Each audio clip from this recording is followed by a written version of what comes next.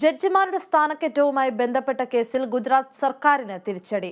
അപകീർത്തി കേസിൽ രാഹുൽ ഗാന്ധിക്കെതിരെ വിധി പറഞ്ഞ മജിസ്ട്രേറ്റ് ഉൾപ്പെടെ 68 പേരെ ജില്ലാ ജഡ്ജിയാക്കാനുള്ള നടപടി സുപ്രീം കോടതി സ്റ്റേ ചെയ്തു. ജസ്റ്റിസുമാരായ MR ഷാ, CT രവികുമാർ എന്നിവരടങ്ങിയ ബെഞ്ചാണ് ഉത്തരവ് പുറപ്പെടുവിച്ചത്.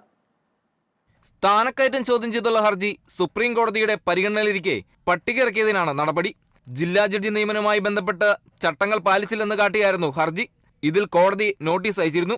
ഇതിനിടെയാണ് സർക്കാർ വിജ്ഞാപനം ഇറക്കിയത്. ഇത് പരിധി കടന്നുള്ള നടപടിയാണെന്ന് കോടതി വിമർശിച്ചു.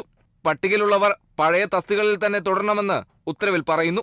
സ്ഥാനക്കയറ്റം യോഗ്യതയുടെയും സീനിയോറിറ്റിയുടെയും അടിസ്ഥാനത്തിലായിരിക്കണമെന്നും justice MR Shah, CT Ravikumar എന്നിവരടങ്ങിയ ബെഞ്ച് വ്യക്തമാക്കി.